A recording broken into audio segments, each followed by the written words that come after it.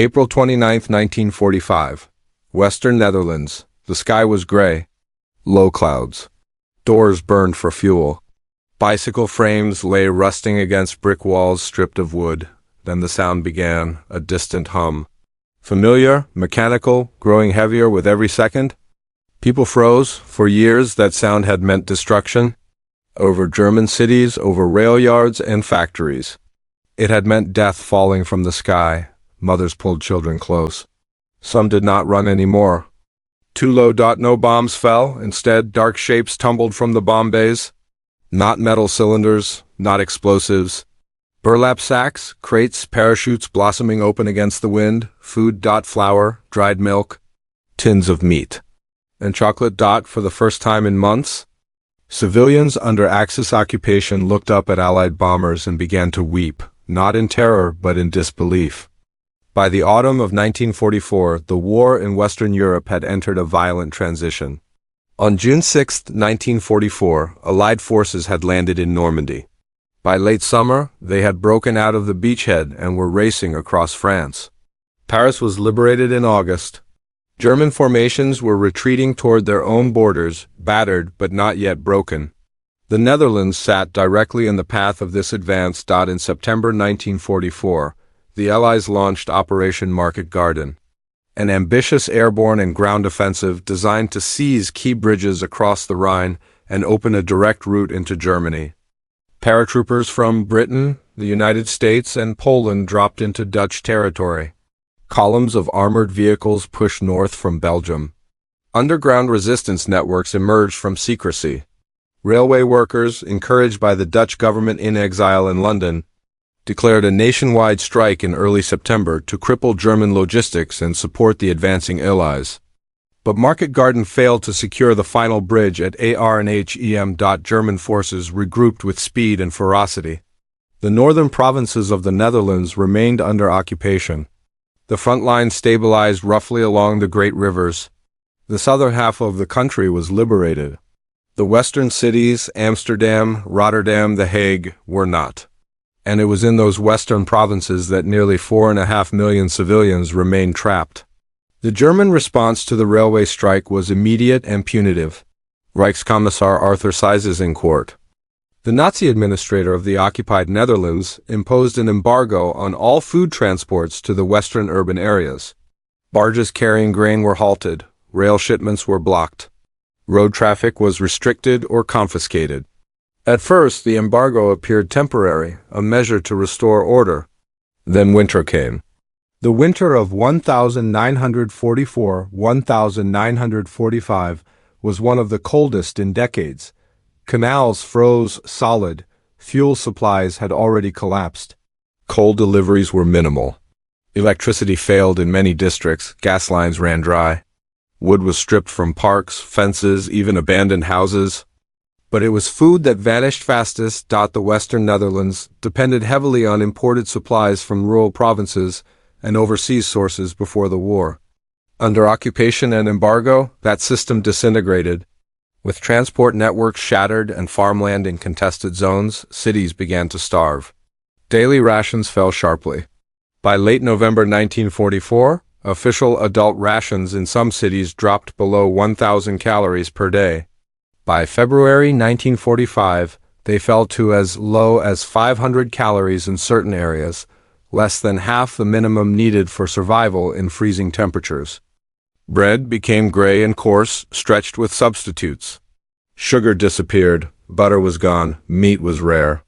Potatoes rotted in storage or were unreachable across frozen waterways. Families dismantled furniture for firewood. Tulip bulbs, normally exported as luxury goods, were dug from frozen soil, boiled, and eaten. Soup kitchens formed long lines of hollow-faced civilians holding dented tins. Children grew visibly thinner. Medical reports from the time describe edema, muscle wasting, and weakened immune systems. Tuberculosis cases rose. Elderly citizens died quietly in unheated apartments. Infants succumbed to malnutrition.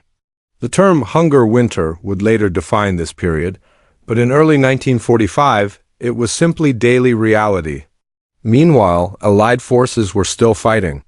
In December 1944, Germany launched the Ardennes Offensive, the Battle of the Bulge, a final attempt to split Allied armies in Belgium. Resources were redirected to contain it. Bombers struck German industrial centers relentlessly. Cities like Dresden and Cologne burned under massive air raids. Total war remained the guiding principle. Inside the Netherlands. However, civilians were caught between collapsing regimes and advancing armies that had stalled short of their cities. Rumors spread constantly. Liberation was coming. Liberation had been delayed. Liberation might not come at all. By January 1945, thousands were already dead from hunger-related causes. The exact numbers were unclear at the time.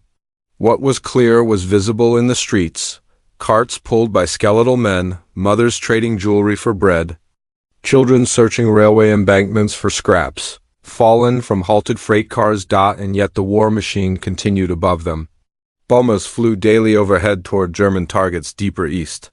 The thunder of engines rolled across starving neighborhoods. Those aircraft represented power, industry, strategy. But to the civilians below, they were distant and indifferent. As winter tightened its grip, a question began to circulate quietly among Dutch officials and international relief agencies.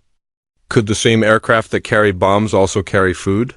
Before that could happen, the full scale of the catastrophe had to reach Allied command. And the moral dilemma of feeding civilians in enemy territory would have to confront leaders still committed to crushing Nazi Germany completely.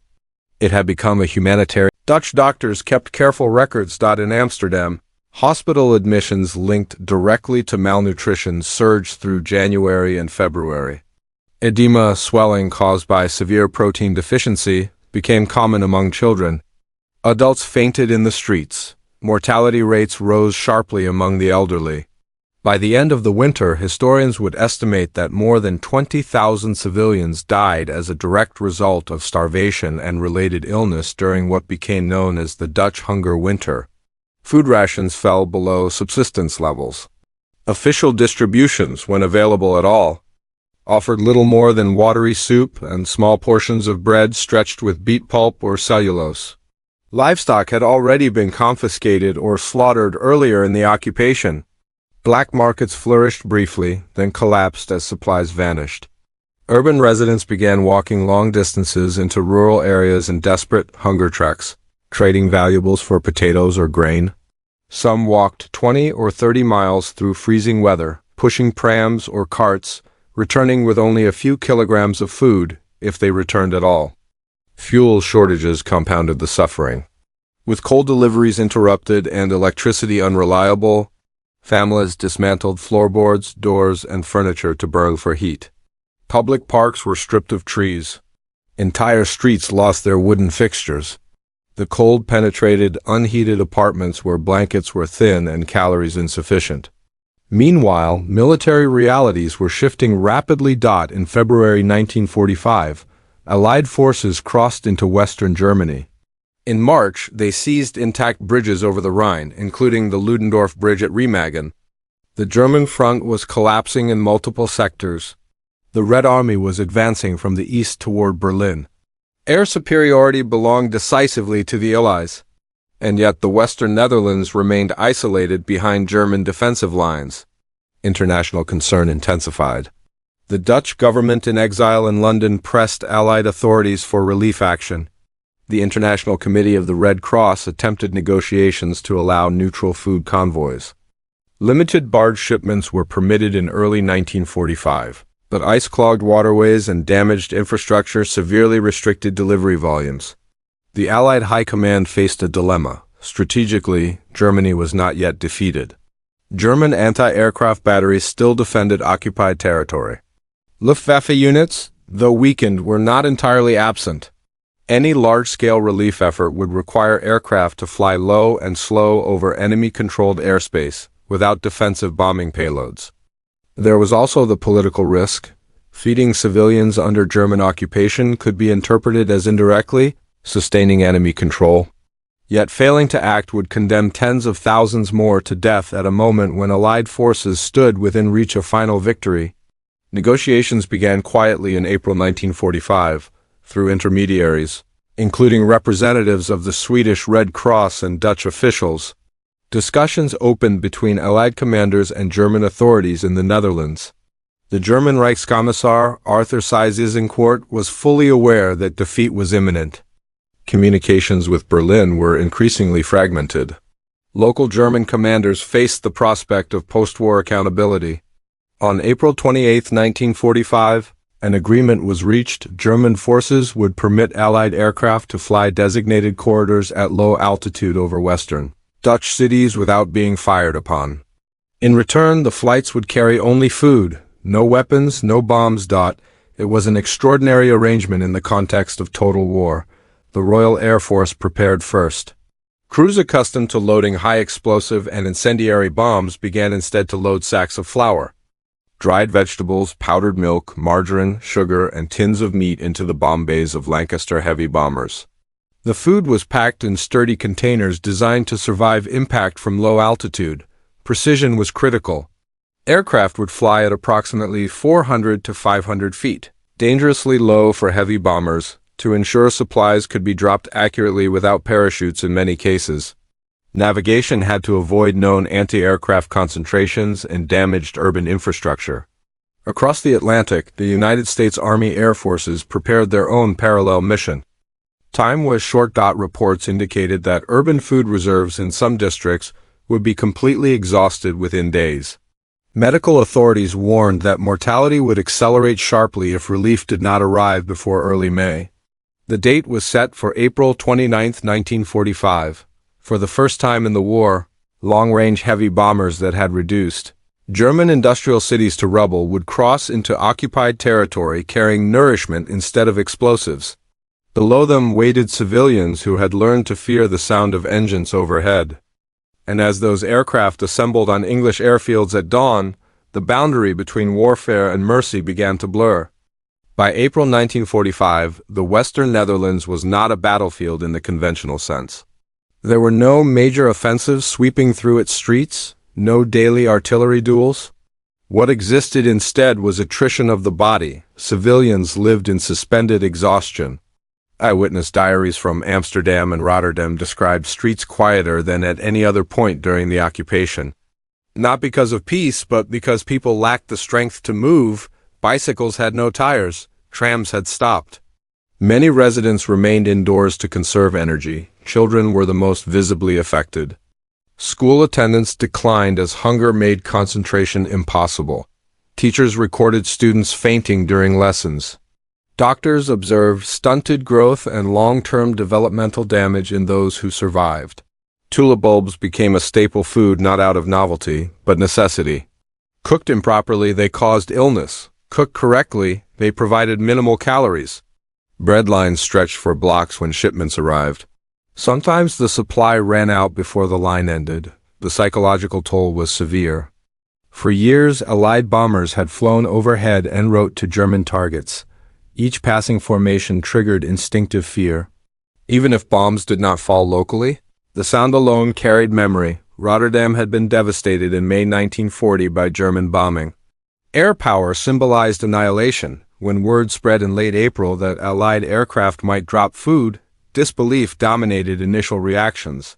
Rumors circulated quickly, but so had rumors of liberation the previous autumn. Many residents refused to trust hope. Then, on the morning of April 29th, they heard engines again. This time, people did not immediately seek shelter. They stepped outside. That moment, the hesitation between fear and possibility, defined the human dimension of the operation. The aircraft selected for the first relief mission belonged to the Royal Air Force's Heavy Bomber Force. Many were Avro Lancaster's four-engine bombers that had participated in strategic bombing campaigns against cities such as Hamburg, Cologne, and Berlin. Designed to carry up to 14,000 pounds of bombs, these aircraft represented the peak of British wartime industrial capacity. Under the codename Operation Manna, the RAF reorganized bomber squadrons for humanitarian delivery. Crews received detailed briefings. They were instructed to fly at extremely low altitude, between 400 and 500 feet, far below normal bombing height. At that altitude, heavy bombers were vulnerable to small arms fire and anti-aircraft guns. A single miscalculation could result in collision with buildings, church spires, or power lines. Unlike standard bombing runs, these flights required visual identification of drop zones marked by Dutch resistance members, SACs. Engineers calculated fall velocity to minimize rupture upon impact. The aircraft flew in tight formation to ensure coverage of urban districts. Perhaps most strikingly, crews were instructed not to carry bombs. This mission altered the psychological framework of their work. They would cross into enemy-controlled territory unarmed except for defensive guns, and rely entirely on a fragile ceasefire agreement. Intelligence officers warned that not all German units might honor the truce. Communication breakdowns were possible. Anti-aircraft batteries might fire out of confusion or defiance. The risk was real, yet crews volunteered in large numbers. By April 29th, more than 240 RAF aircraft were prepared to take off from airfields in eastern England. Their bomb bays, once filled with explosives, now carried flour, dried peas, sugar, and chocolate. But communication with peripheral territories was unreliable. The Third Reich was fragmenting under military pressure from both east and west. In the Netherlands, Reichskommissar Arthur Seyss Inquart faced a deteriorating situation. German troops remained armed, but supply lines were strained. Morale was low, desertions increased. Aircraft safe passage was not an act of ideological reconciliation. It was pragmatic. German commanders understood that the civilian population was starving. They also understood that post-war accountability was approaching. Cooperation in humanitarian relief could influence perceptions in the aftermath. The agreement permitting relief flights reflected this calculation. Anti-aircraft units were ordered not to engage designated aircraft flying specified corridors. Ground forces were instructed to maintain discipline in drop zones. Yet even with orders issued, uncertainty lingered. Pilots crossing into Dutch airspace on April 29th could not be certain that every flak battery would remain silent. Nor could German soldiers be certain that every Allied aircraft carried only food. The ceasefire existed in a narrow space between collapsing authority and mutual exhaustion. As RAF Lancasters approached the Dutch coast that morning, both sides were testing the limits of trust at a moment when trust had been absent for years. The aircraft descended through low cloud cover, engines steady, cargo secure, entering enemy territory without bombs for the first time in the war. In April 1945, that same space was reimagined. Under Operation Mena, RAF ground crews adapted procedures normally used for loading ordnance. Instead of fuses and bomb shackles, they secured sacks of flour, powdered milk, dried beans, sugar, margarine, and tinned meat. The weight calculations still mattered. Each Lancaster could carry several tons of supplies. But distribution had to be balanced carefully to maintain flight stability at low altitude. Unlike bombs, food containers were not aerodynamically shaped. If dropped from high altitude, they would scatter unpredictably or burst on impact. The solution was altitude reduction. Aircraft flew between 400 and 500 feet, sometimes even lower, allowing gravity alone to guide the cargo downward without parachutes in many cases. This minimized wind drift and ensured supplies landed within designated fields and parks identified by Dutch resistance networks. Navigation required precision. Crews relied on visual landmarks rather than high-altitude bombing instruments. Church towers, canals, railway yards, and open meadows became reference points. In cities scarred by years of occupation and earlier bombing, these landmarks were not always intact. American forces prepared a parallel operation, designated Operation Chowhound, using B-17 flying fortresses. These aircraft, too, were stripped of offensive payloads and repurposed for relief. The transformation was symbolic as well as mechanical. Machines built for devastation were functioning as delivery vessels. To civilians looking up from below, they were still bombers. The defining sensory memory of aerial warfare is sound. Long before bombs are visible, engines announce their approach. A distant vibration builds into a rolling thunder. For years across Europe, that sound meant imminent destruction. In the western Netherlands, residents had internalized this response. Children recognized the pitch of different engines. Adults distinguished between German aircraft and Allied formations by tone and rhythm. On April 29th, when the first RAF formations crossed the Dutch coastline, the reaction was instinctive. People looked upward with apprehension. Some ran. Others remained still, too fatigued to move quickly. The aircraft flew lower than usual. That alone was unsettling. Bombers normally operated at thousands of feet, invisible except for contrails. These were close enough for markings to be seen. No bombs fell, instead sacks dropped from open bays. They tumbled briefly before striking open ground. In some areas, parachutes deployed, blossoming white against gray sky. There was confusion first. Were these delayed explosives? Was it deception? Dutch resistance members had attempted to spread word of the impending relief, but communication networks were fragile. Not everyone knew. Not everyone believed. When civilians approached the fallen bundles and discovered flour, dried milk, tins of food, the emotional shift was immediate and overwhelming. Eyewitness accounts describe people crying openly in fields. Some knelt beside broken sacks, scooping flour with bare hands. Others shouted warnings to prevent trampling as crowds converged. Chocolate, rare and calorie-dense, held particular symbolic weight. For children who had not tasted sweets in months, it represented a return to normalcy beyond mere survival. The sound of engines, once associated with terror, began to carry a different meaning. In a war defined by strategic bombing, psychological warfare, and total mobilization, this was an inversion of expectation. The sky did not deliver fire. It delivered relief. World War II is often described as a war without limits. Cities were bombed deliberately. Civilian infrastructure was targeted to cripple enemy production. Blockades were enforced to weaken populations. Strategic bombing doctrine accepted civilian casualties as a grim but necessary component of total war. Against that backdrop, the decision to conduct large-scale food drops over enemy-controlled territory was exceptional. Allied leaders were still prosecuting an aggressive campaign against Germany in April 1945. Berlin had not yet fallen. Combat operations were ongoing in northern Germany and Italy. Resources remained committed to defeating the regime militarily. Yet, in the Netherlands, a calculation shifted, allowing tens of thousands of civilians to starve when relief was technically possible would undermine the moral authority the Allies claimed. It would also shape post-war Europe in ways difficult to predict. The agreement with German authorities was narrow and conditional. It did not signal reconciliation. It did not alter military objectives. It existed solely to alleviate civilian suffering in a region soon to be liberated. German commanders, for their part, were motivated by pragmatism rather than humanitarian transformation.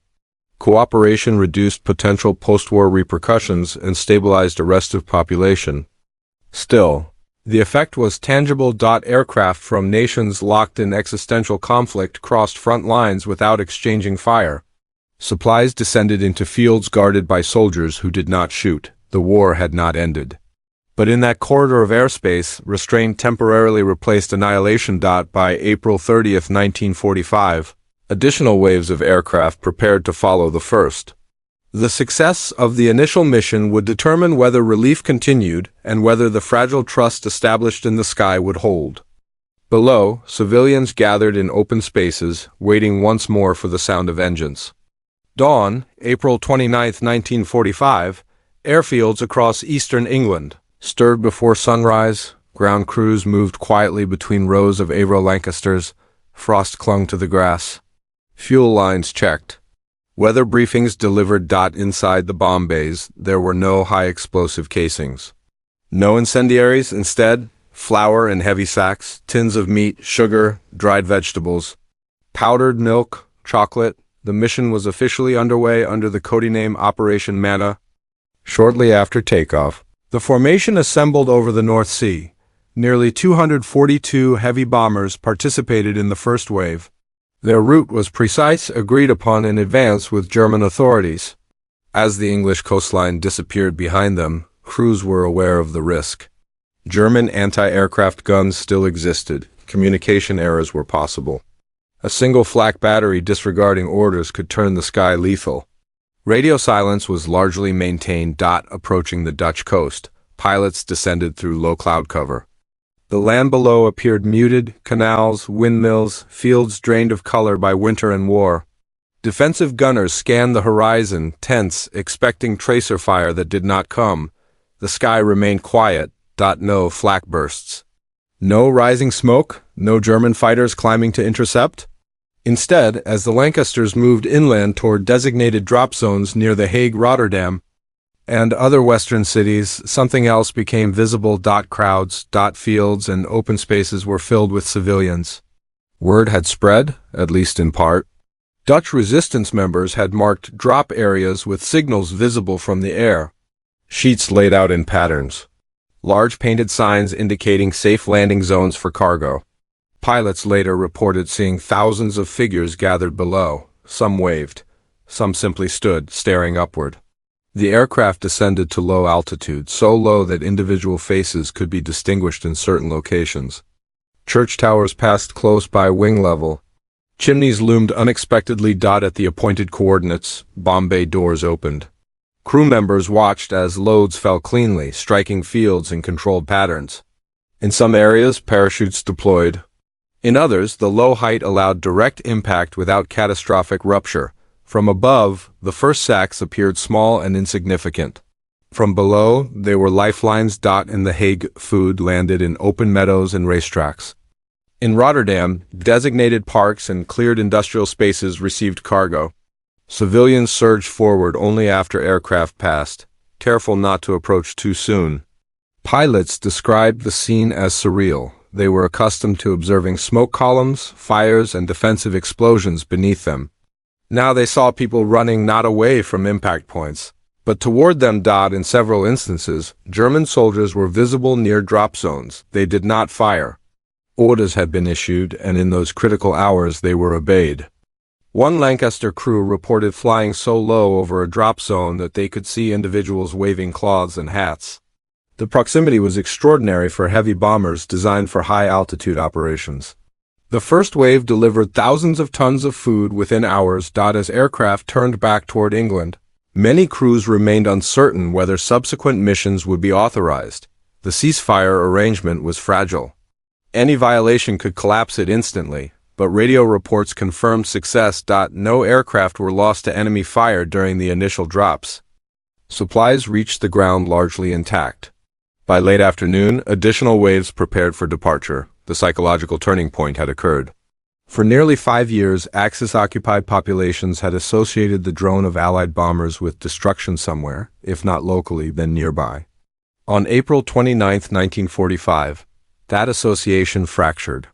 The aircraft that had once reduced German industrial cities to rubble had delivered sustenance instead. American crews were already preparing their own heavy bombers for parallel missions over the same territory, larger formations carrying even greater tonnage. The following morning would expand the scale. Dramatically, April 30, 1945, while RAF aircraft continued relief sorties under Operation Meta, American heavy bombers prepared to enter the corridor. The United States Army Air Forces designated their mission operation CHOWSHOUND at airfields in eastern England. B-17 flying fortresses stood ready. These aircraft had flown deep into Germany to Schweinfurt, Berlin, Hamburg, absorbing flak and fighter attack. Their aluminum skins still bore scars of previous campaigns. Now they carried food. The loading procedures mirrored those of the RAF. Bomb racks were filled with 10-pound and 20-pound food packages packed in cardboard containers reinforced for impact. Each B-17 could deliver roughly 6 to 8 tons per sortie, depending on configuration and fuel load. American pilots would fly low, often below 500 feet, to ensure accuracy and prevent wind drift. The designated drop zones were coordinated carefully with Dutch. Shortly after takeoff, large formations assembled and crossed the North Sea. Below them lay a nation on the edge of collapse. The previous day's RAF drops had sparked scenes of overwhelming emotion. Civilians who had survived on starvation rations for months suddenly saw tangible proof that relief was real. Word traveled rapidly across districts still connected by bicycle couriers and whispered networks. On April 30th, when the first B-17 formations appeared overhead, thousands were already gathered in open spaces. American crews reported seeing white sheets laid out in fields, spelling messages of thanks. Some spelled, "Thank you, boys." Others displayed simple markers indicating wind direction and safe drop alignment. Normally heard at altitude as distant rumble, now thundered directly over rooftops and church spires. In cities like Rotterdam and Utrecht, aircraft passed low enough that residents could see crew members in the waist gunner positions. Bomb bay doors opened, packages streamed downward in controlled patterns. In many zones, parachutes were attached, creating brief moments where dozens of white canopies blossomed against gray sky. Below, civilians ran forward cautiously, aware that rushing too early could prove dangerous. Impact zones were respected until aircraft cleared the area. German soldiers still present in many districts did not interfere. Some reportedly stood aside in silence. The scale expanded quickly over the course of several days. From April 29th to May 7th, Allied aircraft delivered more than 11,000 tons of food to the Western Netherlands. RAF Lancasters and American B-17s flew hundreds of sorties. Weather delays occurred, but the corridor remained largely respected. For aircrews accustomed to flak bursts and fighter interceptions, the silence remained striking. No anti-aircraft batteries engaged the formations. No Luftwaffe squadrons rose to challenge them. Yet the relief flights were not without risk. Flying heavy bombers at low altitude increased the danger of mechanical failure or collision. Several aircraft sustained minor damage from ground obstacles or turbulence. A small number were lost to accidents unrelated to enemy action. Even in Mercy, aviation remained unforgiving. On the ground, distribution networks worked urgently. Dutch municipal authorities, resistance groups, and remaining civil servants coordinated collection points. Food was transported by handcart, bicycle, and improvised sled across frozen or muddy terrain. Hospitals received priority shipments for malnourished patients. Children were among the first to receive concentrated rations. Chocolate, compact and calorie-dense, became emblematic. For many children, it was the first sweet taste in months. For adults, it symbolized something larger: acknowledgement. Recognition that their suffering had been seen. On May 4, 1945, German forces in northwest Europe agreed to surrender to Field Marshal Bernard Montgomery at Lüneburg Heath in the Netherlands. The official capitulation took effect on May 5. Relief flights continued briefly, even as surrender formalities unfolded. The turning point was no longer abstract. It was visible in reopened kitchens, in hospital wards where mortality rates began to stabilize, in public squares where civilians gathered without fear of reprisal. Within days, Allied ground troops entered Western Dutch cities not as distant aircraft overhead, but as liberators on the streets. The skies that had once delivered occupation and fear had delivered survival in the war's final week. Now, as Germany collapsed entirely and Europe prepared for peace, the consequences of those flights would extend beyond immediate hunger, shaping memory, diplomacy, and the moral narrative of the conflict itself. By the time German forces in the Netherlands formally surrendered on May 5, 1945, the relief effort had already altered the trajectory of the hunger winter. Between April 29th and May 7th, RF and USAAF aircraft delivered more than 11,000 tons of food to Western Dutch cities. The tonnage alone was significant, but the timing was decisive. Medical authorities later concluded that the airdrops prevented thousands of additional starvation deaths in the final weeks before liberation. Mortality rates, which had risen sharply through February and March, began to stabilize once emergency rations reached urban populations. The food itself was not luxurious. It was practical and calorie-dense: flour, dried peas, powdered milk, margarine, sugar, tinned meat, concentrated biscuits, chocolate. Dutch distribution networks moved quickly. Civil servants who had operated under occupation now coordinated openly with resistance groups. Collection points were established at drop zones. Supplies were transported to municipal depots and rationed carefully to prevent chaos. Hospitals received priority. Children suffering from severe malnutrition were placed on gradual refeeding programs. Doctors understood the risk of overconsumption after prolonged starvation. Calories had to be reintroduced carefully to avoid shock to weakened bodies. In the streets, the change was subtle at first. Hunger does not disappear overnight. Months of deprivation leave lasting damage. Many citizens were too weak to celebrate openly when Canadian and British ground forces entered cities like Amsterdam and Rotterdam, but kitchens began functioning again. Bakeries reopened with flour delivered from the sky. Soup kitchens no longer relied solely on tulip bulbs and substitute grains. For the first time in months, families could eat without calculating which possession to trade next. The psychological shift was equally profound. The aircraft that had once symbolized distant destruction became associated with survival. Dutch civilians later recalled the low-flying bombers not as instruments of fear, but as harbingers of relief. In photographs taken during the drops, civilians can be seen waving at aircraft, an image almost unimaginable earlier in the war. For Allied air crews, the mission left a lasting impression. Many pilots later described the relief flights as among the most meaningful sorties they flew during the entire conflict. Unlike strategic bombing operations, where targets were industrial complexes obscured by smoke and flak, these missions offered direct visual confirmation of their impact. They saw the people they were helping. They saw civilians running toward falling sacks rather than away from explosions. On May 8, 1945, Germany surrendered unconditionally. Victory in Europe Day marked the formal end of the war on the continent. Celebrations erupted across Allied nations. In the Netherlands, liberation was accompanied not only by relief from occupation, but by the knowledge that the final days of suffering had been interrupted by deliberate humanitarian action. Yet the hunger winter left scars. Approximately 20,000 Dutch civilians had died from starvation and related causes between late 1944 and early 1945. Many more suffered long-term health consequences. Studies conducted decades later linked prenatal exposure to famine during that winter to increased rates of chronic illness in adulthood, evidence that the war's impact extended across generations. The airdrops did not erase those losses, but they changed the ending. Without them, the final weeks before surrender might have claimed thousands more lives.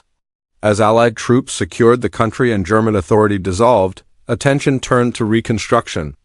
Railways had to be repaired, agriculture had to recover.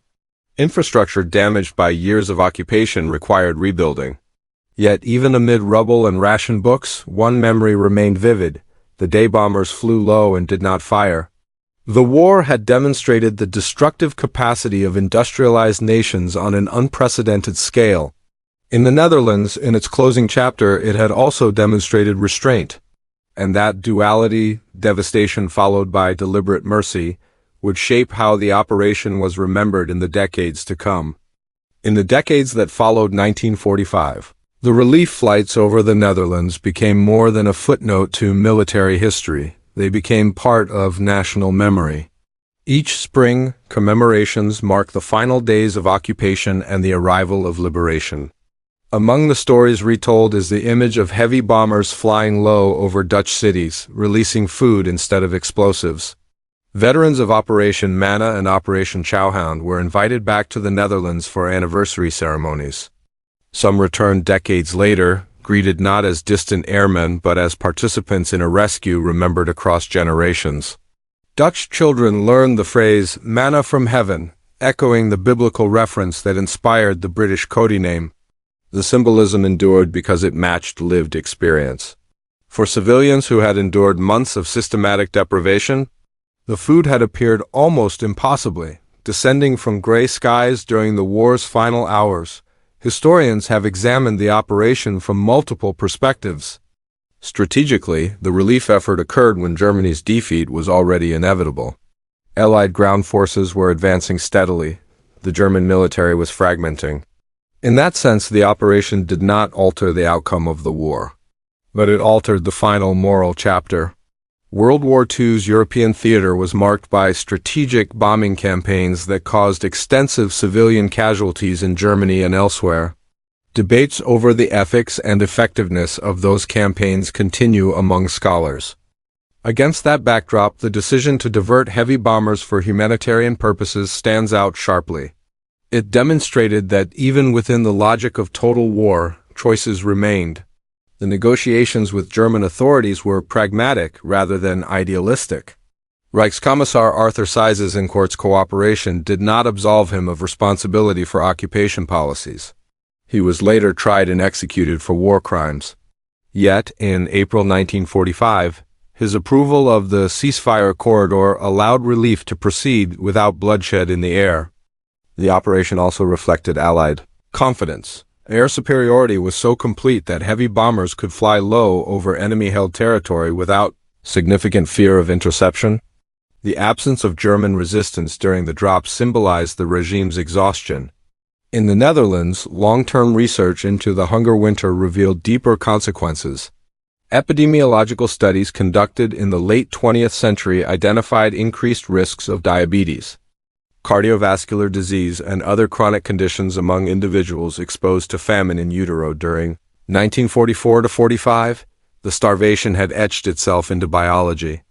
The airdrops, arriving in the final week, did not reverse months of damage, but they prevented additional collapse. They allowed liberation to begin not with mass death, but with the stabilization of a starving population. For Allied aircrews, the memory of those missions often overshadowed earlier sorties. Many had witnessed the destruction of German cities from high altitude, aware that civilians were present below. In interviews conducted years later, some described the relief flights as a rare moment of unambiguous clarity, a mission where the outcome was visible and immediate. Fields scattered with flour, children holding chocolate bars, civilians waving at aircraft instead of hiding from them. As Europe rebuilt, the Netherlands maintained strong post-war ties with Britain, the United States, and Canada. The relief flights formed part of that shared narrative, a reminder that liberation was not only military but humanitarian. In the broader arc of World War II history, the scale of the airdrops was small compared to the immense logistical movements that characterized the conflict. 11,000 tons of food did not rival the millions of tons of munitions and supplies transported across oceans and continents. Yet their symbolic weight was disproportionate. In a war defined by mechanized destruction, a fleet of bombers carrying chocolate altered memory itself. And that memory endures, not as a denial of the war's brutality, but as evidence that even in its final days, restraint and mercy could still emerge from within the machinery of total war. War is often measured in victories, territory, and treaties signed at long tables. But history is sometimes defined by quieter moments. In April and May 1945, the final chapter of the European war was not written only in Berlin's ruins or on battlefields across Germany. It was written in the skies above starving cities, where aircraft designed for destruction became vehicles of survival. World War II had been a conflict of industrial scale. Factories produced weapons at unprecedented speed. Nations mobilized entire populations. Cities became targets because they sustained war economies. In that environment, mercy was rarely considered a strategic resource, and yet, at the end of the conflict, mercy became practical. The relief flights over the Netherlands demonstrated a paradox of modern warfare. The same technology that could erase cities could also deliver bread to them. The same aircraft that had once carried explosives could carry milk powder for children who had not eaten properly in months. For the civilians on the ground, the memory of those flights replaced terror with gratitude. Survivors would later describe the sound of bomber engines not as a warning, but as a promise that starvation might soon end. For the aircrews, the mission offered something different: closure. Many had spent years flying into darkness, dropping payloads they could never see strike the ground. In the final weeks of the war, they saw faces. They saw hands reaching upward. They saw survival, not destruction. The relief operations did not erase the suffering of the hunger winter. Nothing could fully restore the lives lost to starvation or the damage inflicted on families and communities. But they demonstrated something important about history's final moments of conflict. Even when nations fight with total commitment, there can still be decisions not to continue the cycle of destruction longer than necessary. When the war ended, Europe began rebuilding not only its cities, but its moral identity. And in the Netherlands, one memory remained especially powerful. Not of bombs falling, but of chocolate falling from the sky, carried by men who, in the final days of war, chose to feed instead of fight.